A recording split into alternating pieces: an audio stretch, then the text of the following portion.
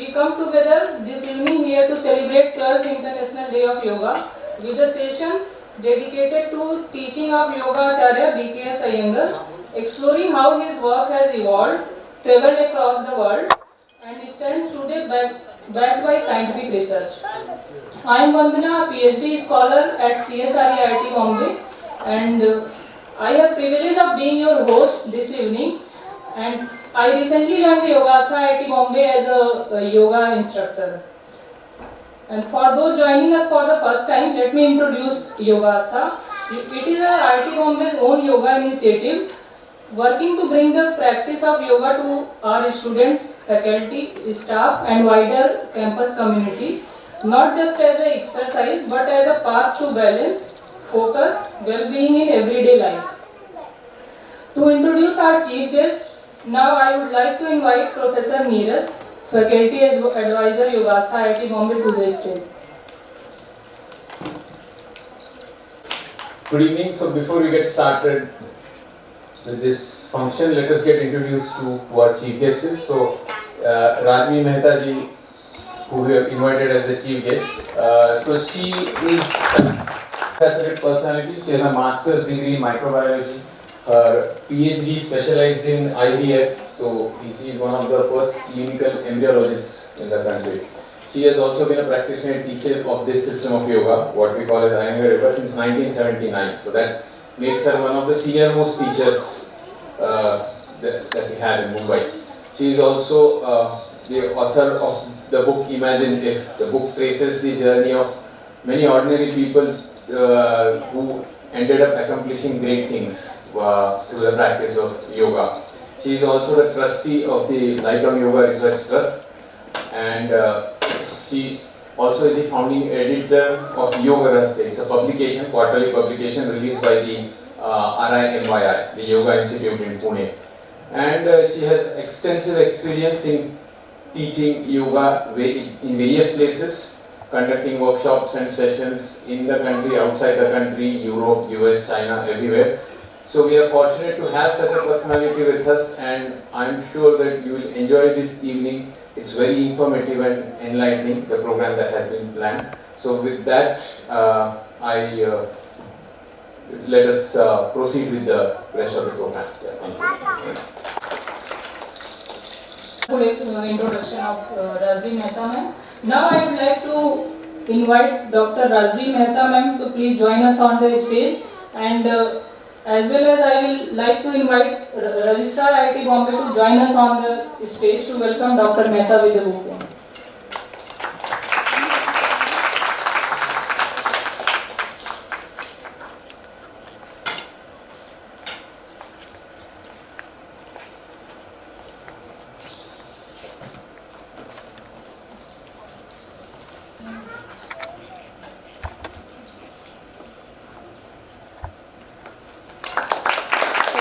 Give a big round of applause.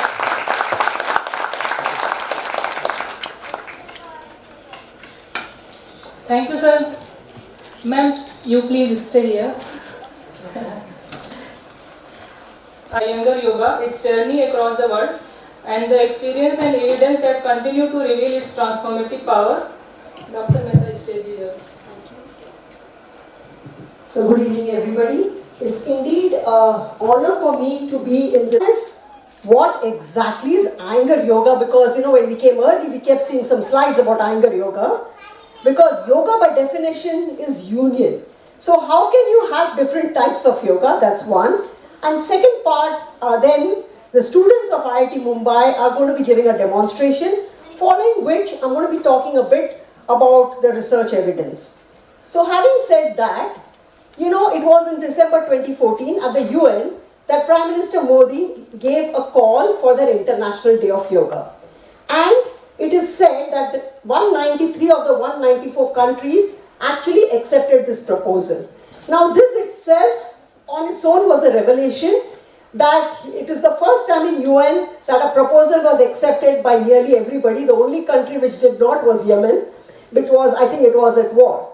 Now the question is, as much as we would like to believe that does India have so much power that a call is made and the whole world accepts it? Well, we would all like to believe that, But the fact that yoga got accepted is because the world over people knew about yoga.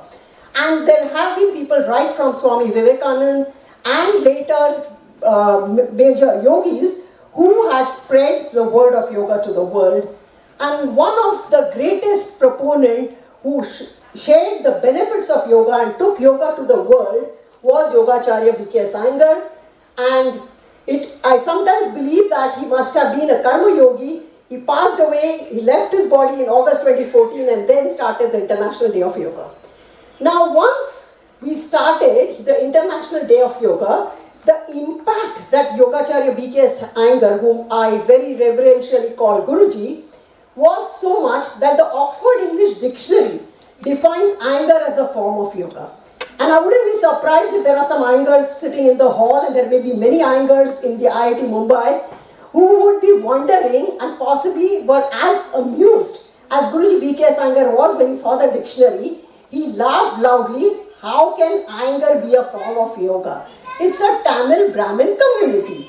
But the impact that B.K.S Iyengar had made in the world of yoga made his name synonymous with yoga. Now, they have defined it as using props, and sometimes I feel a definition narrows down the power of the subject, because then you are narrowing it down to a particular frame. Now, what is the impact that his teachings made that it became part of Oxford English Dictionary? And if you look at what was the impact, I'll go back a little bit. What exactly is yoga? Everybody here raise their hands up. They are practitioners of yoga. And you will say, when you ask people today with the popularity of yoga, and possibly every second person has done yoga, they'll say it's molding the body. Most people will say molding the body in different positions or asanas. Somebody will say it's pranayam. Somebody will say it's dhyana, meditation. Somebody will say it's Surya Namaskar. And if you go on, okay, whatever it is, we are interested in two things as ordinary human beings. What are we supposed to do and what do I get out of it? We are interested in the effects. And the effects would be, somebody will say it's relaxing, very quietening. Somebody will say I got so exhausted. Sometimes if you look at the postures and the videos were playing earlier, maybe many got frightened. Am I expected to do this? I'm not coming to class if I'm going to be standing on my head. So people have different reactions to what it is. And at the same time, you'll read papers where say practice of yoga can lead to muscle injuries. Now the fact is that these are contradictory.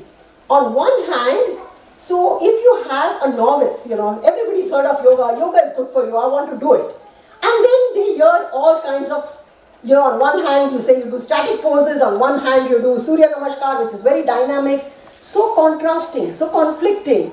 So the fact is, what exactly is yoga?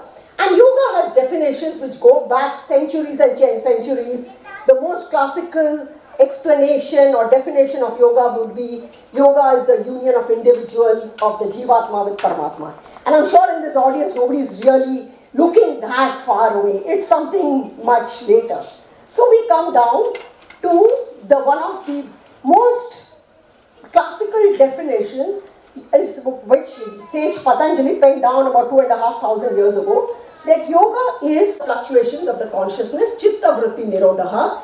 And he's explained yoga as yama, niyama, asana, pranayam, pratyahara, dharana, dhyana, samadhi. So yama, niyama is part of everyday life. It's how you lead one's life. I think that comes as a part of a culture which is explanatory. The asana, pranayam, pratyahara are experimental, so that's where it becomes a science. The third part is how do everything. Now having said that, what is this Iyengar Yoga? Because Iyengar Yoga welcomes all, that was the thing. The fact is, the science is very old. The science goes back centuries and centuries. Our classical text, Bhagavad Gita, is yoga. How one understands and interprets and teaches becomes tradition. And that's how we have various different traditions of yoga. So what did Guruji B.K.S Iyengar do? He did not call it Iyengar Yoga. He always said yoga is one, there is nothing like Iyengar Yoga. But the methodology of his teaching was so unique that people would often say, oh, I do yoga, but somebody else would say, I do something yoga, but it's not matching. So people would start saying, I do yoga as taught by B.K.S Iyengar. However, that became very long when you talk. So it became an adjective. So it's much easier, I do Iyengar Yoga. And it's quite funny when people say I do Iyengar. So I hear that these days and it's very, very amusing. How can you do Iyengar? It's a proper noun. But with that, what was so unique about him? And that is the story of his life. So Guruji B.K.S Iyengar was born in 1918 during the influenza pandemic. And this generation, you all know what a pandemic can do. And his mother had influenza while she was pregnant with him. So he was born a sickly child, he had tuberculosis and name all the diseases. And I would like to remind that antibiotics were not discovered then. Antibiotics came in the 1940s. So 1918, he grew up as a sickly child. And as he grew as a sickly child, he looked for health. When you don't have something, you look for it. And his aspiration was health. And he was said that he may not live long because his lungs were very bad with TB. He survived. And we will go on to see what happened next. Now, why is this explanation or what is this uniqueness? And I'm going to explain this with one simple sutra from the Yoga Sutras, which talks about asana. So he redefined yoga that all the aspects of Ashtanga Yoga, yama, niyama, pranayam, pratyahara, dharana, dhyana, can be accomplished or understood through the practice of asana. Very loosely translated, asana is a posture. So whatever position you are sitting in can become an asana because that's the way, the seat. Now if we look at this, one of the sutras of the 196 sutras of Saint Patanjali, Sthiram Sukham Asana. Now what is Sthiram? Sthira, stable, firm, fixed. Sukha is a sense of pleasure, a sense of joy, a sense of happiness, and asana is a posture. So if I were to literally translate it, it is being steady, happy, delightful position. Now if we try to make a little more meaning of this statement, we can say being delightful or happy in any stable position, because sthirata is there, is an asana. So whatever position you are sitting in now can be an asana. Guruji interpreted it very differently. He said, or he explained in a way, that being delightful, happy and stable in any position is an asana. And that makes all the difference. So if I remain in my comfort zone and I am stable, what's the big deal? But put me out of my comfort zone, can I have that same stability? That is asana. Now how did it start? He started as yoga as a young boy at the age of 14.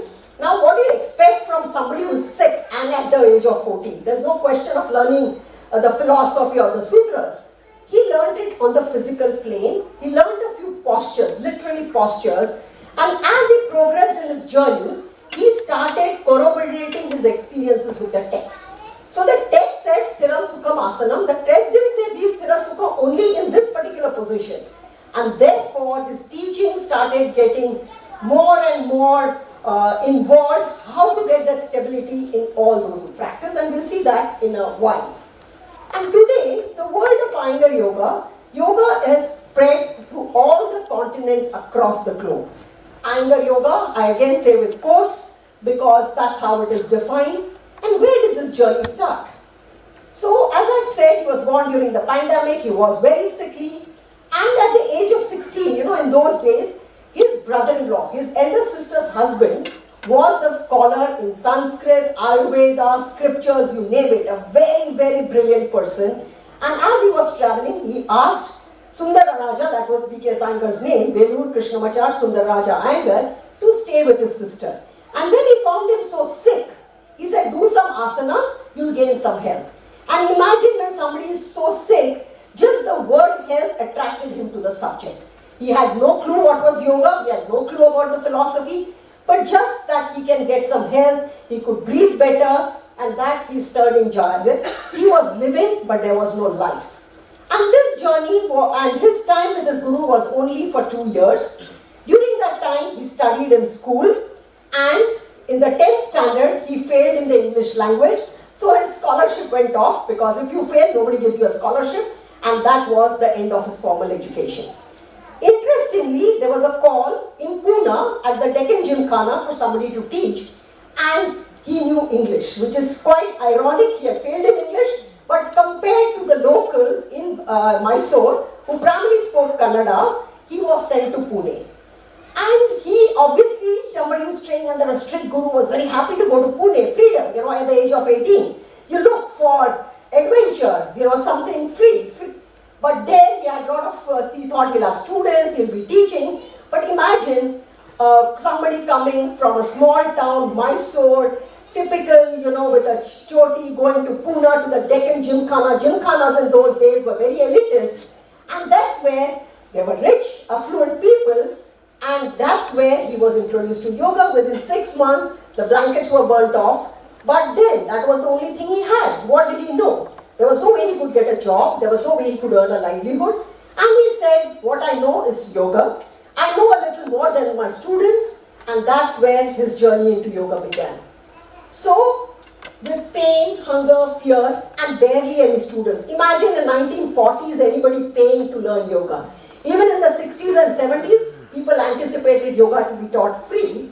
But he said, I have all the time in the world. And he's often said that he often lived on a cup of tea, and that's where he started his practice. You can see flexibility was gained, you can see the quality, and as we see as he evolved in his practice, how the quality changed. So he practiced what he had learned from his guru in 2 years, and he extended his practice over the years.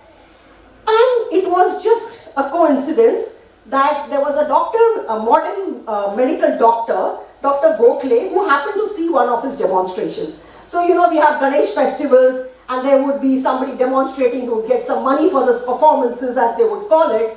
And Dr. Gokhale saw something into this subject, and he said, maybe it helps the human body.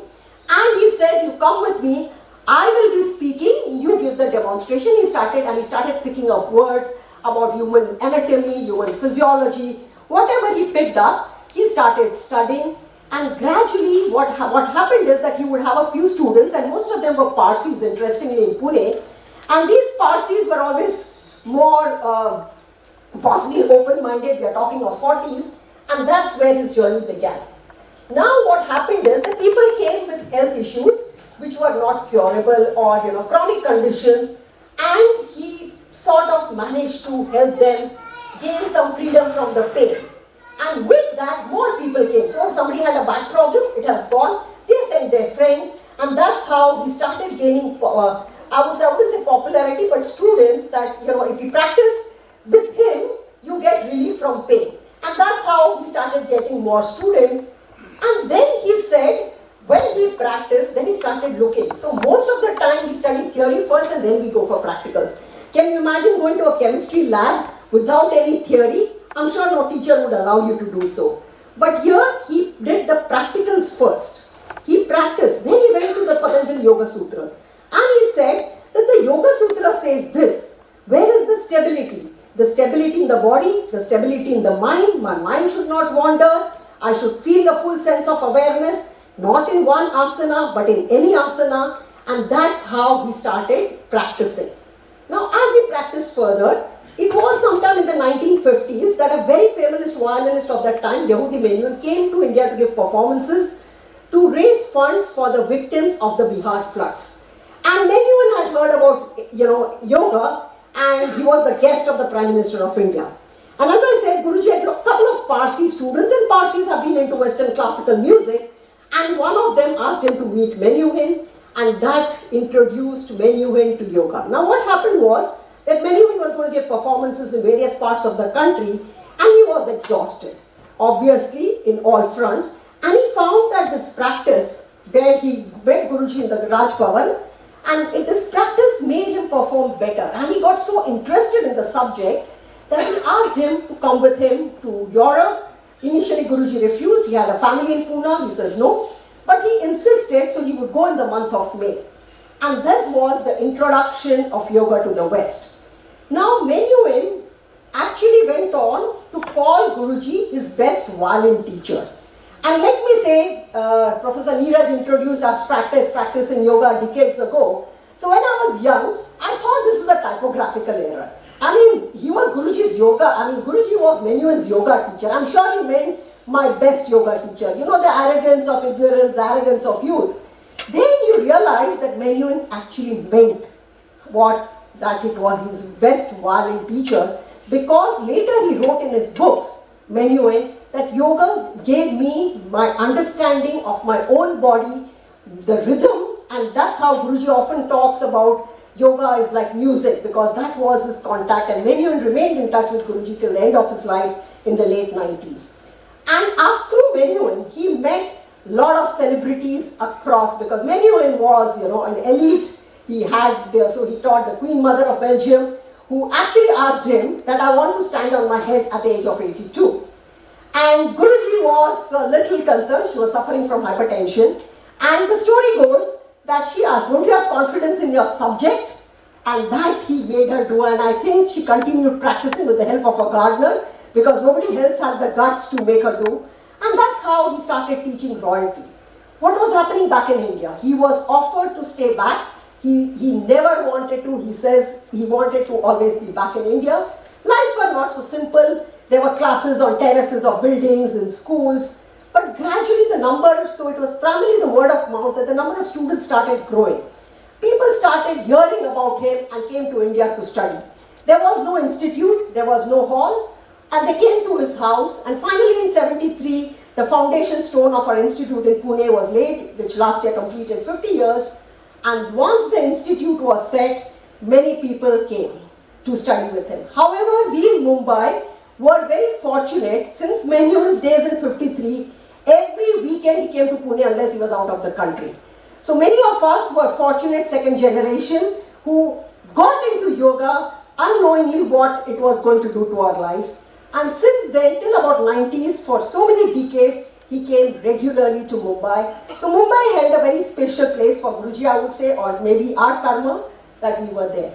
And over the years, so from what started as a struggle for students, gradually started increasing to an extent that at some point there was waiting list in the institute for 2 years for people to attend classes. Because once people joined, and they never wanted to leave. And one more thing, there was never an enticement to come. People came of their own free will. There was nothing that I will give you something in return. Obviously they got the subject of yoga, but nothing like I'll give you a certificate which you can utilize. It was purely for the learning. And the numbers started growing.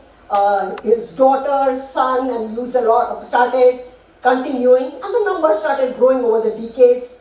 And this is a class in, this was in San Diego, so it became larger. Now before Guruji started teaching yoga to large groups, it was unheard of. Yoga was taught 1:1. Yoga was meant for mystics. Yoga was meant for people who were recluses. I'm talking of the 50s and 60s. So when people started teaching in groups, there was a question, how can you teach yoga in a group? Can you do justice? As far as Guruji was concerned, we've seen it.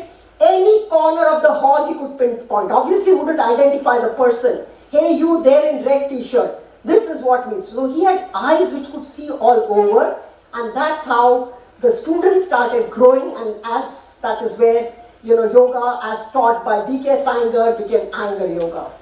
And why did it? But while it spread across the world, his inner journey continued. And this is a picture taken a year before his passing, so I would say 2012, 2013, where he is involved in his practice. Now, we would often see him, as you can see from the quality of picture, it was not a photo shoot, it was just some student who happened to click the picture. The fact is, why did he practice? Why did he go on till the age of 92, 93, 94? His was that how much, he had nothing to ask for to the world. He had nothing to show the world. He was an authority on the subject. By that time, he had penned 35 books. And these books were in English language. So a man who had failed in English actually wrote books in the English language.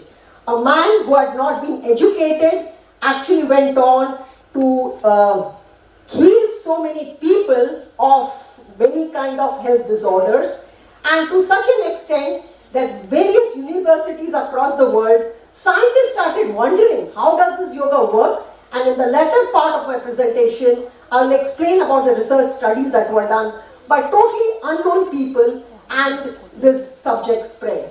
As you can see, you would often see Guruji with a timer. What we thought was a timer was actually by a way for him to see how long was his stability.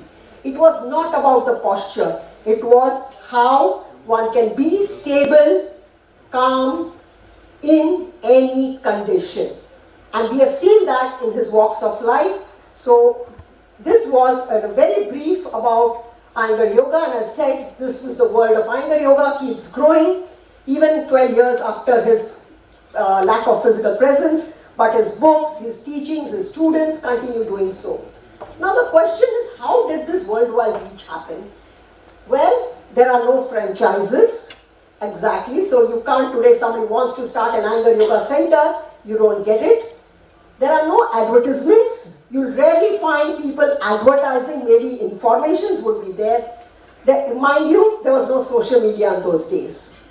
It was simply the word of mouth, how one individual taught another, that number grew, they called somebody else, and that's how it can grow. So for somebody who had barely an opportunity to live, actually gave life to so many people. He himself lived till the age of 95. At the age of 92, he traveled to China as a part of the government initiative of friendly relationships between the two countries, taught a class of 1,500 people and won the hearts of the people in 2.5 days. That's, to be very honest, having studied with him for decades, we knew he was a great man. He had got all the accolades, awards, the Padma Vibhushan, which came later, but the Padma Bhushan by then. But he was literally like the rock star for the Chinese, and it was quite, it was quite an emotional thing. And in 2.5 days, you had these people with tears in their eyes. And that's where I felt that, yoga is such a unifier in the world, where we can have diplomatic exchanges, but this connects us. It breaks all the barriers which are man-made.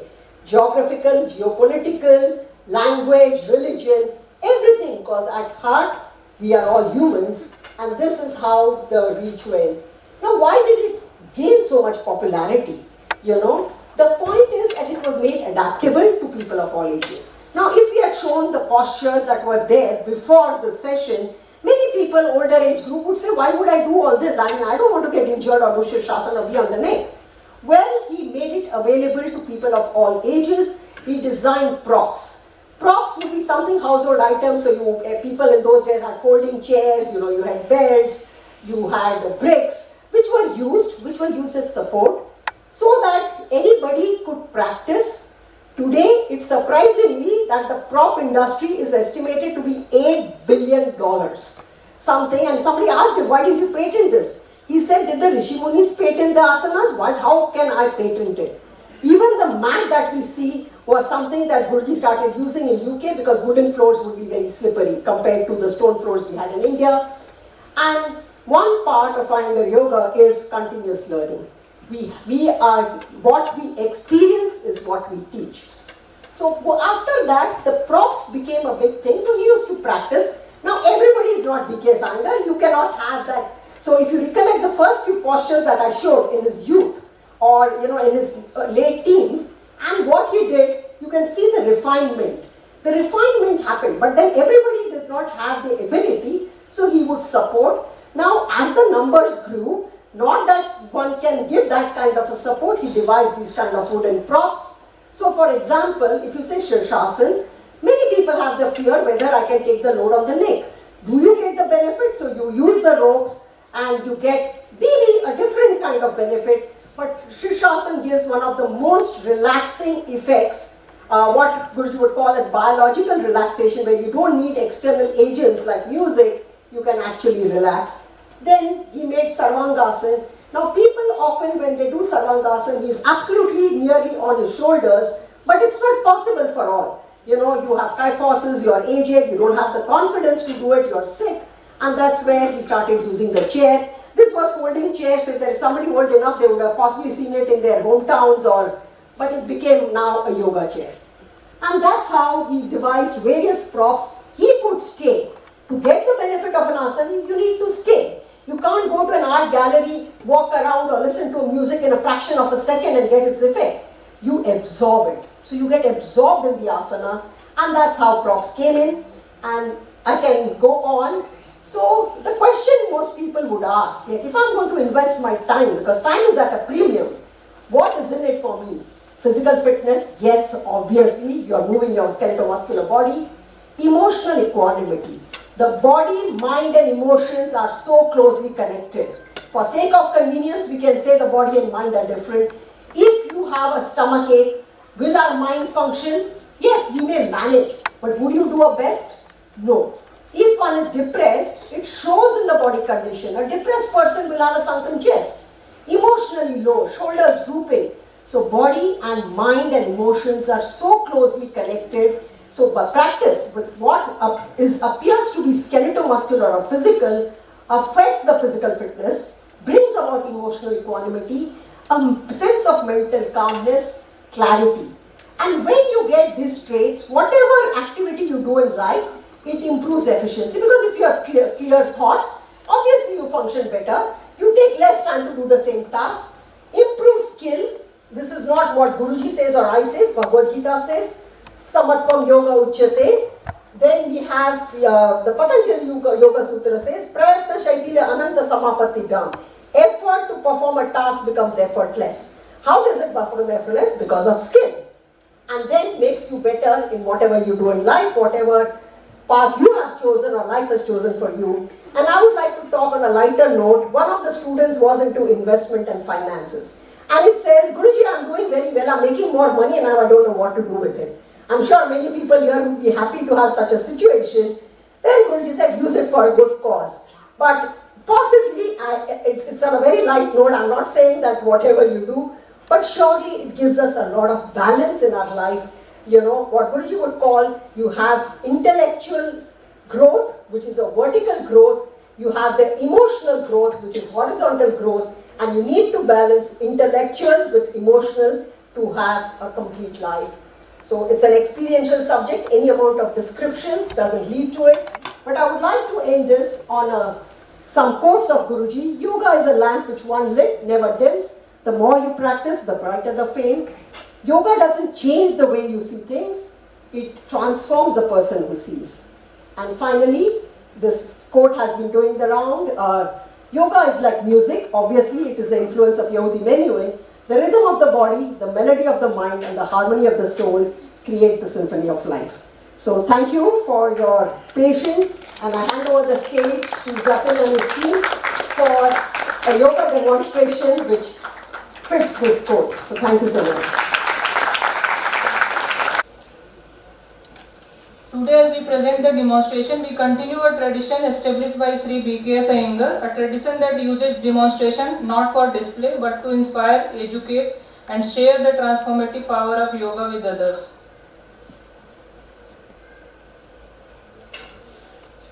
Everyone, please join me in welcoming our demonstration team to the stage.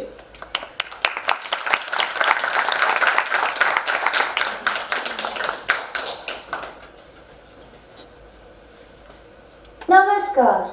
Have you ever been told that yoga is only for a special breed of people who are either very flexible or have been trained since a very young age? Some of us have certainly heard that. In our demonstration today, you are going to witness otherwise. Therefore, the theme for today's demonstration is Iyengar Yoga is for all and has for all. Our group consists of members from the age of 22 to 50. Some members are having a fairly long experience of yoga, while most members have only started a year ago. All of us are students of Miss Panna Mistry. You will see that all of us will perform the same advanced asanas irrespective of skill level. This is possible only because of our Guruji, Sri B.K.S Iyengar. He made a unique contribution to the field of yoga, the use of props. Let us begin by introducing our demonstrators. At the center is Jatin, the designer of today's demonstration and having 16 years of experience. Followed by Savitri, Vani, Nivash, Gayatri, Renuka, Atul, Rama and Yalini. We begin with Iyengar style Surya Namaskar, which is a unique blend of jumping, sharp movements and is full of energy. Namaskar Asana. Urdhva Hastasana. Uttanasana. Jump to Adho Mukha Svanasana. Urdhva Mukha Svanasana. Chaturanga Dandasana. Urdhva Mukha Svanasana. Adho Mukha Svanasana. Jump to Uttanasana. Urdhva Hastasana. Namaskarasana. Now we move to our first segment, come foundation of Iyengar Yoga, the standing poses. We also introduce our first prop invented by Guruji, the yoga brick. At the center, you will see the classical pose, while the rest of the demonstrators will use bricks. Utthita Hasta Padasana, Parshva Hasta Padasana, Trikonasana, which is called triangle pose. Can you count the number of triangles being formed? Land back to Parshva Hasta Padasana. Veerabhadrasana 2 or Warrior 2 is named from the warrior Veerabhadra. It involves lateral bending of the leg. Proceed to Parshva Konasana, a combination of Trikonasana and Veerabhadrasana 2. Launch to Ardha Chandrasana or half moon pose, which is the first balancing pose taught in the Iyengar system. Land back to Utthita Hasta Padasana. Trikonasana on the other side. In Guruji's words, if you know Trikonasana well, you know yoga well. Veerabhadrasana 2, seemingly easy but quite challenging. It builds strength like that of a warrior. Parshva Konasana.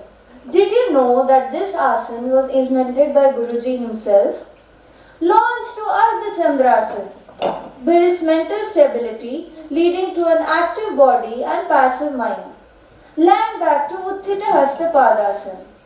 Veerabhadrasana 1 or Warrior 1 involves not only lateral bending but also a pelvic turn. Launch to Veerabhadrasana 3 or Warrior 3, a challenging balancing pose very good for runners. Land back to Veerabhadrasana 1. Utthita Hasta Padasana. Proceed to Veerabhadrasana 1 on the other side. This is the introductory asana for backward extension in the Iyengar system. Launch to Veerabhadrasana 3, which requires single point attention with 100% joint extension against gravity.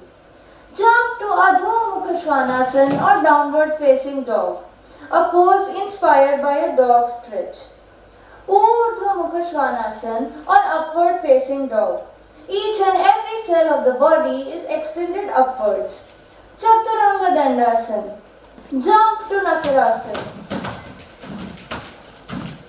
Urdhva Mukha Svanasana. Adho Mukha Svanasana. Jump to Uttanasana. Tadasana. Paschima Namaskarasana, which is Namaskarasana at the back. Land to Parshva Uttanasana. Parshva means lateral, Uttanasana means intense stretch. Parshva Uttanasana means lateral intense stretch. Parivratta Trikonasana, which is Trikonasana blended with an intense twisting. Paschima Namaskarasana. Proceed to Prasarita Padottanasana, which is a powerful stretch with spreading of the legs. This pose pacifies the brain. Parshva Uttanasana on the other side. This is very good for the hamstrings and for calf extension. Parivratta Trikonasana. Excellent for releasing lumbar and sacrolumbar pain. Uttanasana. Urdhva Prasarita Ekapadasana at the center. This is an intense stretch with one leg extended up. Tadasana. Namaskarasana. Moving on to the next segment, seated forward bends. In Iyengar system, it is called seated forward extension. This class of asanas provides an excellent way to achieve spinal strength. Here we introduce another prop invented by Guruji, the yoga belt. We begin with Dandasana, the foundational pose for any seated asana. Right leg to Upavishta Konasana, bend the left leg and catch the right foot while maintaining a concave back. Bend the elbow to go to Janu Shirsasana. Janu means knee. So this asana is a sideways extension of the spine and provides a unique way to prepare for forward extension. Roll to Supta Padangushtasana 1. Supta means supine and Padangushtasana means holding the big toe. It is an excellent asana for hamstrings, knee issues and lumbar pain. Proceed to Supta Padangushtasana 2 by taking the right leg to the side. This pose relieves menstrual pain. Proceed to Supta Padangushtasana 3 by taking the leg to the other side with intense twisting of the spine. Supta Padangushtasana 4, which involves a peculiar rotation and opening of both the shoulder and the hip with engagement of the neck and the back of the head. Go to Supta Padangushtasana 1 and roll to Parshva Upavishta Konasana. Come back to Dandasana. Bend the knees to the right to go to Bharadwaj Asana. It is the first seated twisting pose taught in the Iyengar system and is an antidote to arthritis. Come to Dandasana and proceed to Marichiyasana 3. This is an intense twisting pose, very good for the shoulder joints and the liver. Move to Crouch Asana. Crouch means egret. This asana involves intense extension of the leg muscles while the neck and the head imitate the movement of an egret in the final position. Come to Baddha Konasana. Proceed to Urdhva Mukha Paschimottanasana 1. Paschimottanasana means intense stretching of the back body while maintaining balance on the buttock bones. Come back to Dandasana. Moving on to the most demanding and challenging segment of Iyengar Yoga called arm balancing. Here the yogi acquires various configurations to move to the location of the center of gravity of the body and then balances on the arm. We begin with Padmasana arm balance or Tolasana, resembling one pan of a weighing balance. The next asana is Vashishthasana. Go to Adho Mukha Svanasana and proceed to Vashishthasana.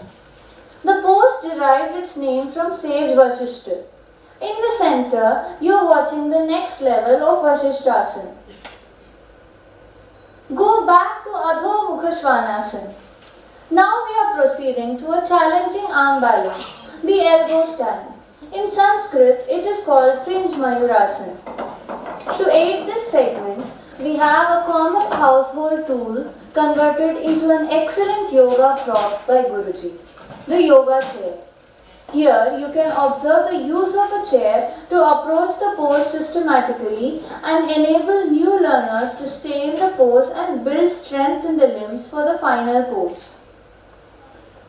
Come to Adho Mukha Virasana. In all these variations, we witness the bottom-up approach, in which the body is raised from the floor. Now you will see the top-down approach in Urdhva Kukutasana. The effect generated by this asana is more potent than all the seated forward extensions. Tadasana. Now we proceed to the next segment, which is the preserver, protector and supporter for all ages and genders, inversions. We also introduce another prop, the yoga foam. This was invented by Geeta ji, the daughter of Guruji. We will see different approaches to Shirsasana. First is Shirsasana for beginners and newcomers with legs on the chair. This is also known as half Shirsasana. Now we will observe Shirsasana for the next level of students, in which the back is supported by the chair and the student learns to balance. People with neck issues can do Shirsasana with shoulders supported on the chair with foam while the neck remains free. In the center, you can observe classical Shirsasana, which you are familiar with. Now you will witness discuss the Shirsasana Mala, wherein different asanas are done in Shirsasana. Ekapada Shirsasana,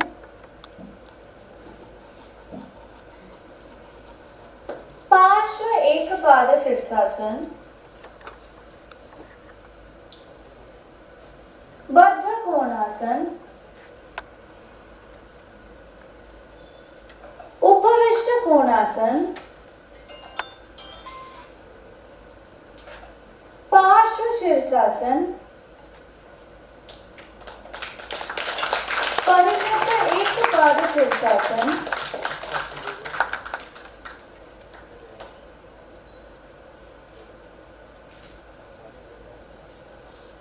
Tadasana. Our next segment is Sarvangasana, the mother of all asanas. Arrange for Sarvangasana.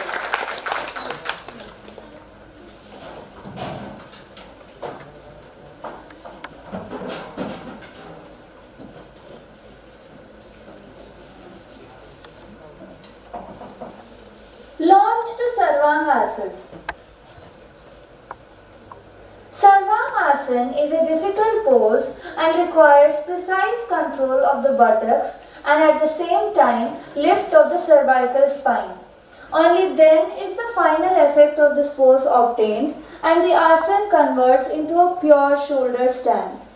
The shoulders, buttocks and heels should be in one line to acquire proper Jalandhar Bandha, and the pose is effective only if held for a minimum of 5 minutes. But then what about people with issues and for beginners? Do not worry, because Guruji has considered this and devised different variations demonstrated at the sides. Chair Sarvangasana on the right and foam Sarvangasana on the left. These are safe, effective and can be held easily by everyone.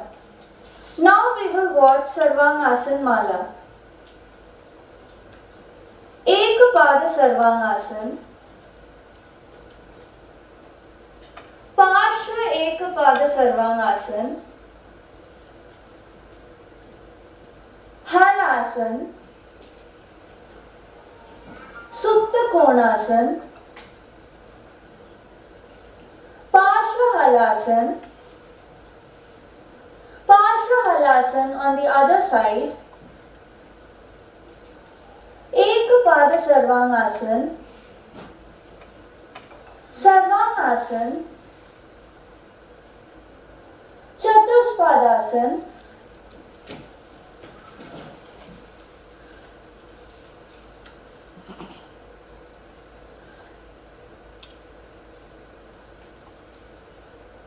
come down, Tadasana. We have reached our final segment.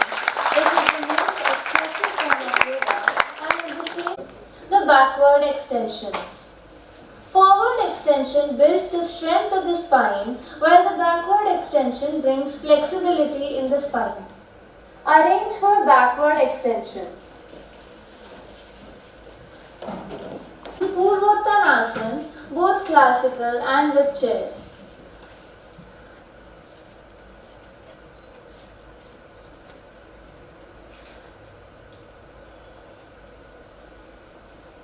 Come to Tadasana. Now we will watch an important asana called the Viparita Dandasana, first demonstrated on the chair.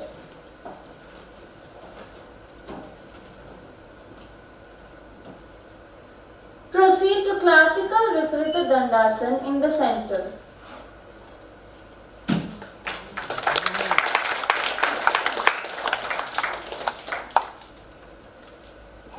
You can observe and compare classical and chair Viparita Dandasana.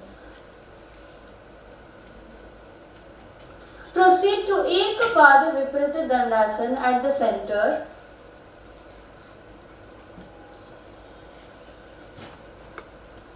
Move to Urdhva Dhanurasana.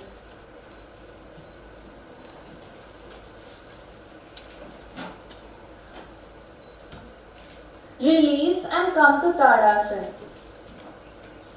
Can you realize how the chair version has made it possible to approach this asana and at the same time make us capable to get hold of its benefits? Proceed to drop back, both classical and with chair.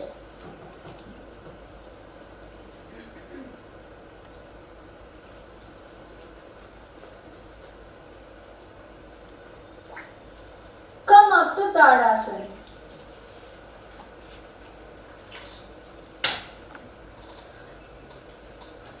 Our next asana is Ushtrasana or camel pose. You will observe three versions of Ushtrasana, the classical pose at the center and chair and brick versions at the sides. In the center, proceed to Kapotasana, a challenging pose that can generate the effect of long running just by holding this pose for a few minutes.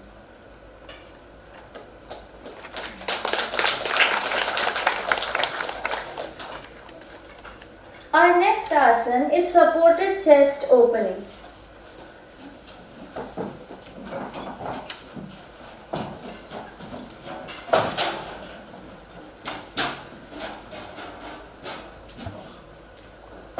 On the right hand, you are watching brick supported Setubandha Sarvangasana. On the left, you are watching brick supported Paryankasana. In the center, the classical Setubandha Sarvangasana is demonstrated. These asanas are very effective against depression, anxiety, and bring about quietness of the mind. Now at the center, you will see Hanuman Asana, a pose that resembles Sri Hanumanji's long jump.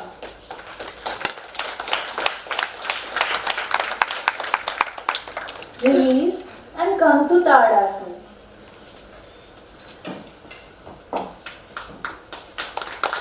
Namaskarasana. We hope that our demonstration rekindled your belief in yourself, because after all, Iyengar Yoga is I am younger yoga.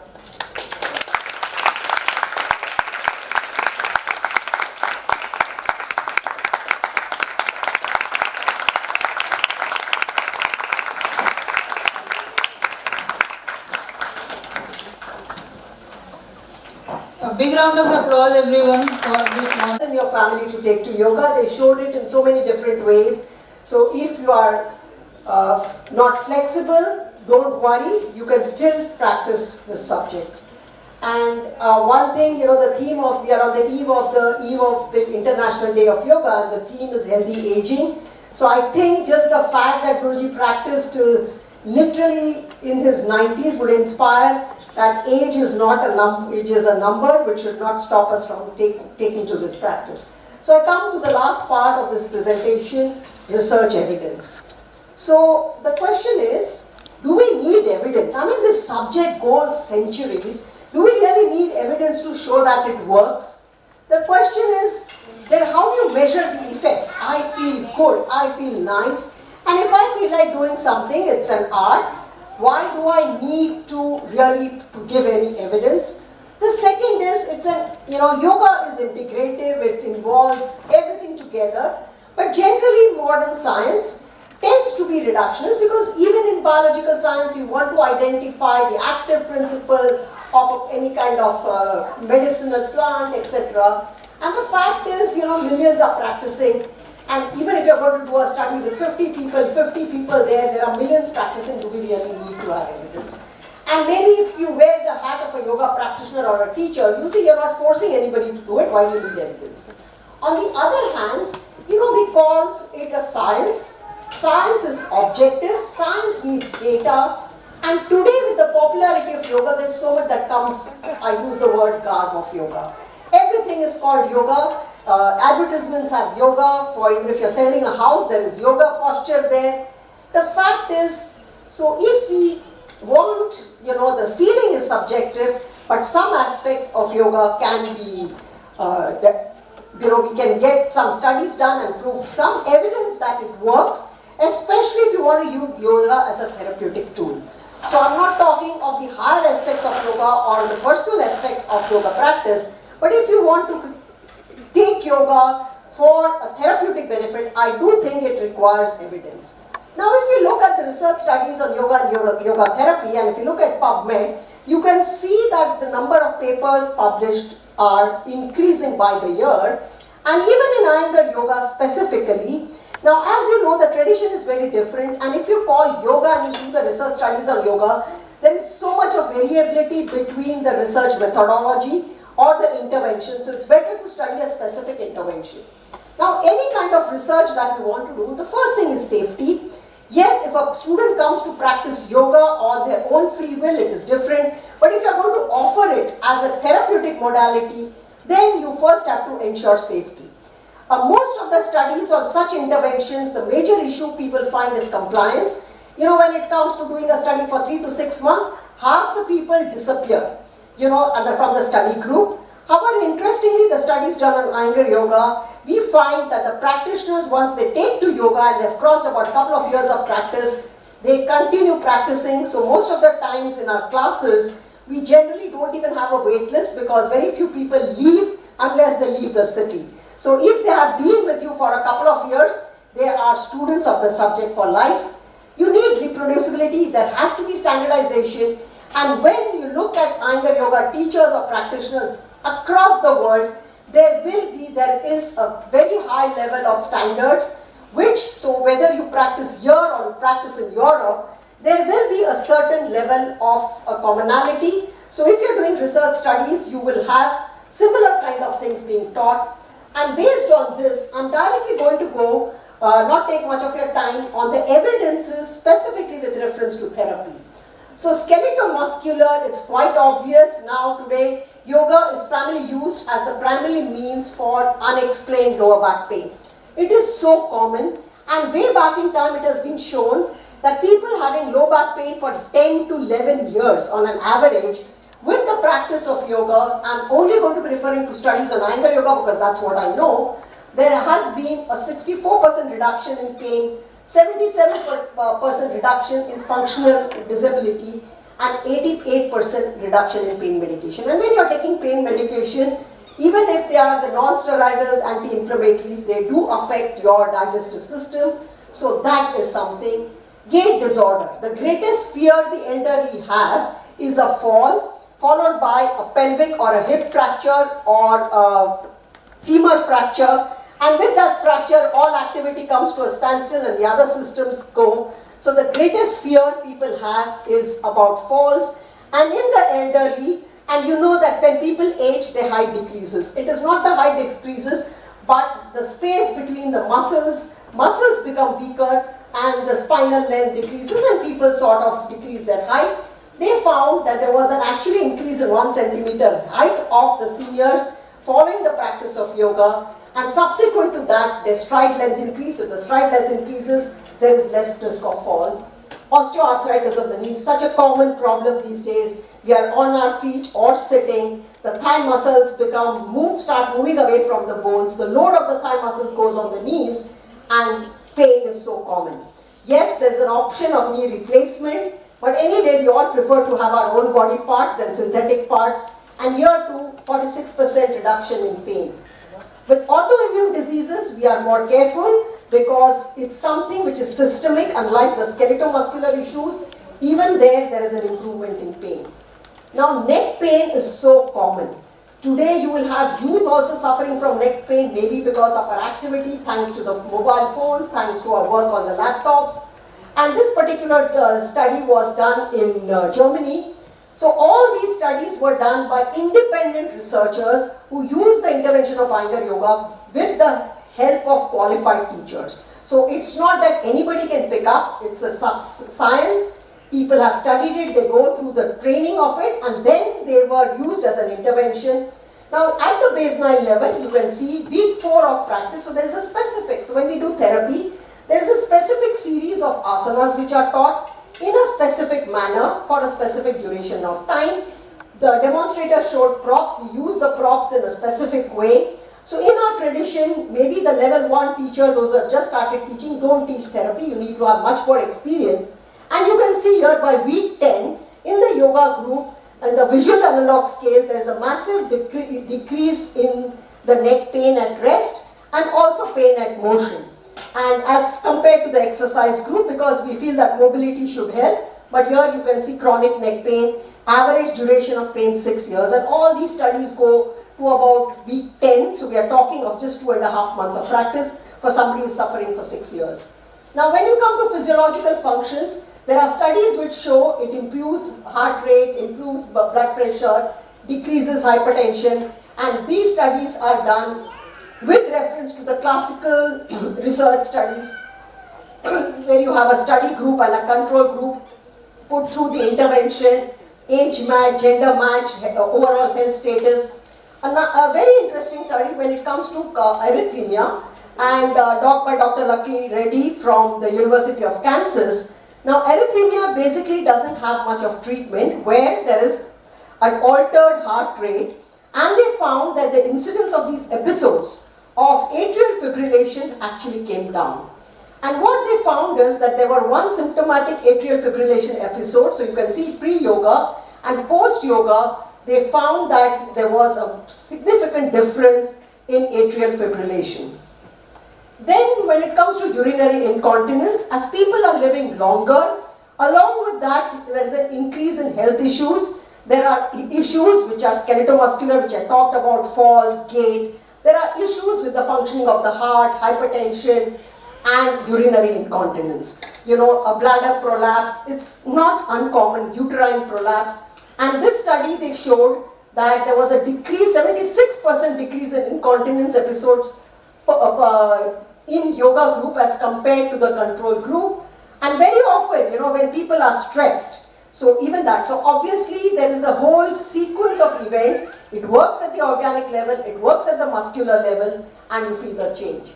Now this is a very interesting case report which comes from the University of California, Los Angeles, where there was this 14-year-old girl with severe gastroesophageal reflux disorder to such an extent that she needed surgeries, 2 surgeries in 2 years, and with severe abdominal and chest pain. So because GERD, there would be a lot of pain in the abdominal, the esophageal stomach junction, lot of vomiting. She weighed about 28 kilos at the age of 14. And she was in one of the best universities, a pediatric pain program. She was wheelchair bound, very weak, she couldn't barely eat anything, and a tremendous anxiety. A 14-year-old wheelchair bound, obviously social life is zero. And this particular group, which works with pediatric pain, which worked then, started using Iyengar Yoga, and here they demonstrated props that if you're not flexible, if you're older, you do it. And this girl was put through a chain. So because of the GERD, you know, there was a lot of acid reflux. So initially she was started with very simple asanas, whereby the legs got the reflux down. There was an increased space created in the abdominal region. The demonstrator showed Purvottanasana. In this case, she is fully supported. After a few weeks, she was initially straight, vertical, and then she started curving backwards, then came in Sarvangasana. Finally, she went into Shirshasana with the ropes, and after a practice, I think within 6 to 8 months, she went back to normal life. So obviously this is not a very common thing, and these people, it was a great motivation for the pediatric pain program, and this was part of a case report. Now psychologically, we all know yoga calms the mind, everything, but the question is, it reduces incidence of depression, anxiety, and stress. Now the fact is, all of us are exposed to stress. I mean, stress is part and parcel of life. The change is the perception of stress. So if you don't perceive stress, the body doesn't respond to that stress. There is not a rise in the chronic stress with a rise in chronic cortisol, and this in turn would lead to the effects of a drop. Now, again, most of these studies are done over a period of 3 to 6 months, and here you can see the state of distress to de-stress. Perceived stress decreases, so you have the baseline and 3 months in the yoga group, and you can see that overall there is a decrease in the perception of stress. If you don't get stressed, you don't have the symptoms of anxiety and all the physiological effects that come with stress. Now, in young adults with elevated symptoms of depression, Today, with the extensive amount of competition, failures, we hear about the competitive exams happening, and with the failure, young lives lost because of frustration of having to reappear.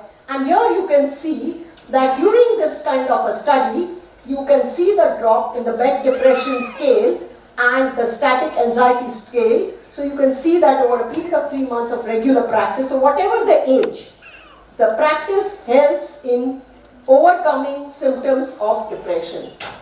Now, when you look at, because objectively you want to look at pre and post scores, so when you look at the mood status of yoga practitioners, you can see an improvement in all the positive states of being happy, relaxed, optimistic, confident, contentment, whilst you see the negative states of sadness, frustration, irritation, depression, anxiety, a sense of feeling blue, angry, pessimistic, everything decreases. Again, these are independent studies. It's not that study is done by the practitioners, because obviously you may be biased because you are into the subject.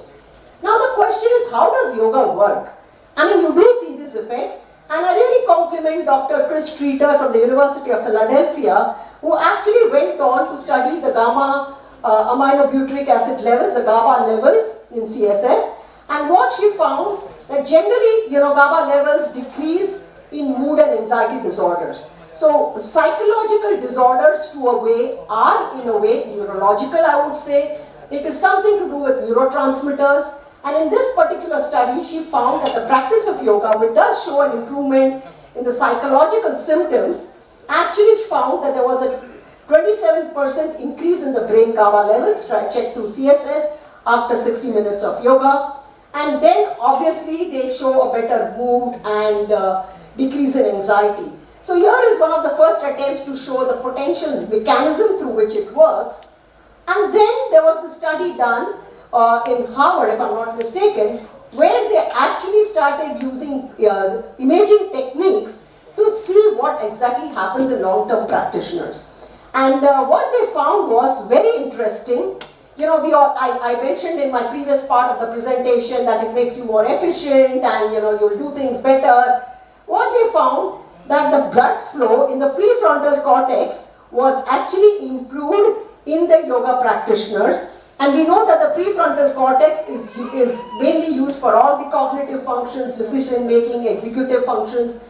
So whether it increased blood flow in these practitioners, and I do acknowledge the volunteers for this kind of study as compared to the others, where they found this, and they found that the blood flow to the amygdala was lesser, which is again associated with anxiety and post-traumatic. So one of these studies which actually shows the mechanism and also the symptomatic change, so that's very interesting to see how possibly yoga works. It's not just a placebo effect or a feel-good, and of course a feel-good also has something to do with the brain. Now, we did our study with patients with Parkinson's disease. We started this about 20 years ago when we were approached by a support group that, patients want to do some yoga, we heard it's good. And I felt that if you're going to get such a large group of patients, let's do a proper study. Now, how do you do a proper study? So we use the standard scales like the PDQ-39, which is the Parkinson's disease questionnaire, because there are no objective tests of Parkinson's. We now have the product, which is also scans in those days. We didn't have, so we used this unified Parkinson's disease rating scale, and we assessed this patient pre and post. So we had a study group, a control group of 30 people in each group. And what we found was that there were 4 domains in the scale. So UPDRS, Unified Parkinson's Disease Rating Scale, which is assessed by the neurologist or occupational therapist, while the PDQ is the patient themselves assess themselves. And over a period of 3 months, the higher the score, the greater is the disability. There was an improvement in the movement of the patients, and also in what the patients assessed and what was assessed by the neurologist. So there was an actual improvement in the movement. Now, if you look at the definition of Parkinson's, or you want to see, sometimes the diagnosis of the disease makes it worse. So people have difficulty in gait, they have slowed down, maybe tremors, they feel it could be fatigue or age. But moment that diagnosed as Parkinson's, it hits people hard. It's as bad as cancer in that sense, Because till then you have pain, you feel, but the moment the diagnosis, the C word comes, it hits the patient. Same thing happens with Parkinson's, because it is, you look it up, it's a progressive neurological disorder. The word progressive makes it very disheartening for the patients and the family members. And today we see a lot of young onset people in their 30s, even 30s, 40s and 50s coming with Parkinson's. So we found their mood. So you get the control group, it was not different. But if you look at the study group, we found that it improved over a span of 3 months. And what did we make them do? We had a series of asanas. There was a lot of thought in designing. People were much older. What these students did with the chair, we got them to do in the class with a group of people to get them. Now this is where the challenge comes, because as teachers we need to know how to get them to do it. We had a group of 30, and since then, after seeing the change, we actually presented this work at the Asia Oceania Neuroscience Conference. It was just one of the 6 best papers of the 200 papers that were submitted, and we demonstrated that actually we can lead to some, at least there's no deterioration, and since then we have been conducting these sessions every year for the last 20 years. Now can the status change? Because it's supposed to be progressive. And what we found in a small case study where we monitored the patients over the years, and we find that even the PDQ scale, you find them actually improving. So this is something which gives a lot of confidence to the people. How it works, I do not know. Because if I really we want to stay at the physiological or the neurological level, we don't have the tools. And secondly, people come to us for yoga. So we can't send them for assessment. It's not ethical for us to ask them to do invasive scans or stuff like that to find out. Of course, there's no scans available for PD. So this is what we find, and there are people who are still with us after 10 years. Traveling alone, so first thing is they have become older. They are in their 70s, mid-70s. And they still commute alone from Bandra to Lower Parel, so that itself gives us confidence. And then I would just like to end by some interesting case reports. Now, as I mentioned, cancer is something where you may have a back pain, but if it is diagnosed as bone cancer, it really hits the person. Now here, there's an interesting case report of Shirley Eckert from Israel, Tel Aviv. And at the age of 25, she was diagnosed with Hodgkin's lymphoma. And for the next 25 years, she has had 5 relapses of cancer. Different kinds, from Hodgkin's to Merkel's to breast cancer. And the approach that she has to life. So I wouldn't say it's only yoga, it's also the individual. But during chemotherapy, she would be practicing, because according to her, during chemo, the fingers, the extremities of the body feel very fluid. And she continues practicing, with the drugs getting into her on the hospital bed, using, the tools which is there in the hospital to practice. Very motivating, I would say, because this story, when it goes to people who have just been diagnosed, gets one to realize. And even today, when she was diagnosed at the age of 25 and they gave her radiations, she was, because when you talk of cancer, when you talk of so-called remission, you talk of 5 years. And here is somebody with 35 years, and we are talking when she was diagnosed, she's 60 plus now, that, the medical treatment was also not that advanced. And I must tell you that, with all this, she continues a practice, which is quite inspiring. And then what happens to people when they have this such extreme condition? So in California, they have this center for war veterans. So here was this young guy who was on a mine, lost both his legs. And there, because after the Gulf War, they had a lot of soldiers coming back having lost their limbs. And an entire center was devoted to the practice of yoga in this very extreme kind of a condition they were in. And this particular young man found that, when your legs are not functioning, how do you manage? Simple things like getting onto a bed. You may have the best of support systems that would have been given by the US, with all the synthetic legs, etc. But they can never perform the same function of the real legs. And this young man was, after this, he started yoga. This is in Pune during our annual yoga anushasanam where students from all over the world meet. And he went on to, because with real legs, we saw Jatin lifting his legs up, the control was with his arms. Now what happens when you have no legs? And he went on to practice, he went to Kilimanjaro. So I know we have time, so basically I would like to end this with one of Guruji's quote. It's not that, the good health, all these are byproducts of yoga. That's not the purpose of yoga. But we are not Raman Maharishis or Ramakrishna Paramhans, where our body can be suffering and we can be at peace. If our body suffers, we suffer. We cannot segregate ourselves. So what yoga does, according to Guruji, it cures what need not be endured. So yes, minor aches and pains, we can manage that and endure what cannot be cured. So yoga is not magic pill which can cure everything. Definitely we have the human form. Suffering, pain, diseases are part of the human being.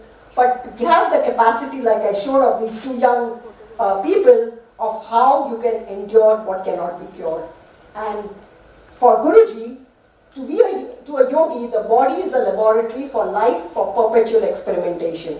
So as I said, asana and pranayama are a science. You experiment in science, you replicate it, and then you transmit it. And Guruji would often tell us that you tell the doctors in the class, you study anatomy on dead bodies, I study it in a living body. So how, if I stand pressing the mounts of my toes, where is the effect? And it is through this he developed the entire system of therapeutic yoga. So if somebody came in with a particular posture or a condition, how he would imitate that and how to reverse it. And that's how it has, there are over 150 papers in peer-reviewed science journals. There's no point of talking of yoga journals because it has no value. Yoga journals do not need. So this is how the subject goes, and with this I end my presentation. Throwing light, yes. Now, of course I'm very curious to know how it works. I'm satisfied that the effect is there, and maybe the brains in this audience can work together to see the potential mechanisms or provide more evidence to the world, because most of these studies have not been done in India, which in a way is good because we may be biased, but it's also time that it's our science and we present it to the world through our publications. So thank you so much.